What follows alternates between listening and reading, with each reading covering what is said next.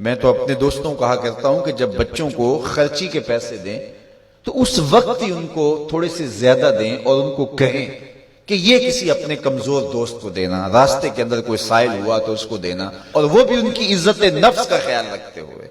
یہ جو نمائش کا جذبہ پیدا ہو گیا اور یہ جو سیلفی کا زمانہ آیا، اور اس نے تو رہی صحیح کسر ہی نکال دی۔ وہ کسی زمانے میں کہتے تھے نیکی کر دریا میں ڈال، اور پھر وہ زمانہ آیا کہ نیکی کر اخبار میں ڈال، اور اب نیکی کر فیس بک پہ ڈال۔ اب تو وہ تقوی، وہ جو للہیت، وہ تو ختم ہوتی چلی جا رہی ہے۔ آج کل وہ اجتماعی شادیوں کا ایک رواج پیدا ہوا۔ ایک دفعہ مجبور ہو کے مجھے کہیں جانا بھی پڑا، تو وہ میرا پہلا اور آخری موقع تھا۔ تو میں نے وہاں کہا کہ آپ نے مجھے جس مقصد کے لیے بلایا ہے، میں اچھائی کے کاموں کی تحسین کرتا ہوں، لیکن یہ منظر آپ کا مجھے اچھا اس لیے نہیں لگا کہ زندگی میں 3 مرحلے ہر شخص پہ آتے ہیں جب وہ مہمان خصوصی ہوتا ہے۔ جب وہ پیدا ہوتا ہے، کالا کلوٹا بھی کیوں نہ ہو، سارے اسے دیکھنے آتے ہیں۔ جب وہ عروسی کا جوڑا پہنتا ہے، چاہے مرد ہے چاہے عورت، تو اس وقت بھی سارے لوگوں کی نگاہ کا مرکز ہوتا ہے۔ اور تیسرا، جب سفید کفن اوڑھ کے آخری منزل کی طرف چلتا ہے تو سارا شہر کہتا ہے چلو اس کا منہ دیکھائیں۔ بلکہ اس کا یہ پروٹوکول ہے کہ امام کعبہ بھی ہو تو وہ پیچھے کھڑا ہوگا، اس کے جنازے کو آگے رکھا جائے گا۔ یہ اس کا اعزاز ہے، یہ اس کی تکریم ہے۔ وقت کا غوث بھی ہو تو وہ بھی پیچھے کھڑا ہوگا، اس کا جنازہ آگے رکھا جائے گا۔ یہ اس کا اعزاز ہے۔ تو میں نے کہا یہ 3 موقع ہوتے ہیں کسی کمزور سے کمزور، غریب سے غریب، عاجز سے عاجز شخص کے لیے بھی عزت کے، اور آج آپ نے ان سے یہ موقع بھی چھین لیا کہ اسٹیج کے اوپر مخیر حضرات بیٹھے ہیں اور ایک قطار میں بیٹیاں بیٹھی اور ایک قطار میں جو ہے وہ دلہے بیٹھے ہیں، اور ان سب کے رشتہ دار سامنے باراتی 20-20 40-40 لوگ آئے ہوئے ہیں۔ تو ان سب کی غربت کا ہم عملاً مذاق اڑا رہے ہیں۔ آج یہاں میں کسی کے چہرے کے اوپر خوشی نہیں دیکھ رہا۔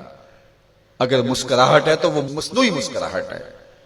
کاش کہ ان کے ماں باپ کے گھروں میں جا کر کے تنہائی کے اندر ان کی مدد کرتے اور یہ بیٹیاں اپنے گھر سے نکلتی اور ماجرا ہوتا۔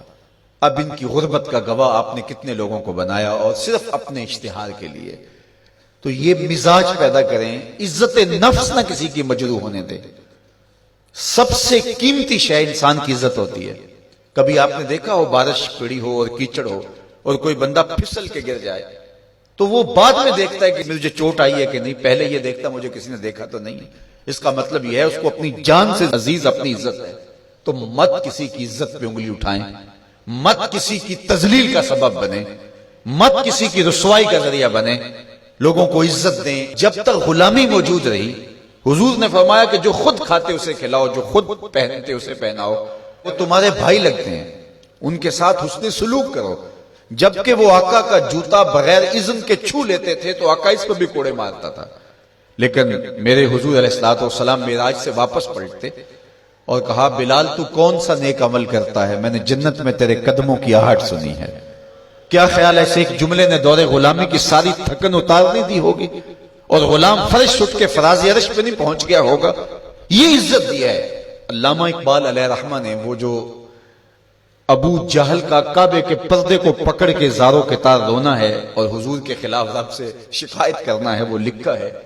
تو اس میں جو شکایتیں لگاتا ہے ابو جہل کعبے کے غلاف کو پکڑ کے، تو اس میں ایک شکایت یہ لگاتا ہے کہ از محمد سینہ ما زار زار، ہمارا سینہ بڑا دکھی ہو گیا ہے، اس شخص نے تو ہمارے نظم کو خراب کر دیا ہے۔ با غلام خیش بر یکخان نشست، یہ جو دین لے کر آیا ہے اس دین کے اندر یہ سبق ہے کہ غلام اور آقا ایک دسترخوان پہ بیٹھیں گے، اور اگر غلام اور آقا ایک دسترخوان پہ بیٹھ جاتے ہیں تو پھر کہاں گیا ہمارا قریش کا سردار ہونا؟ تو یہ تو ہمارا سب سسٹم تلپٹ ہو جائے گا۔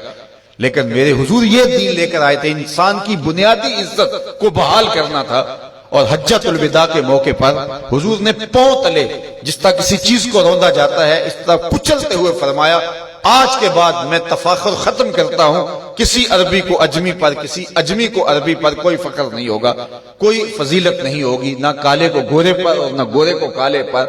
فضیلت کا معیار کیا ہے؟ ان اکرمکم عند اللہ اتقاکم، جو متقی ہوگا اللہ کے نزدیک وہی عزت والا ہوگا۔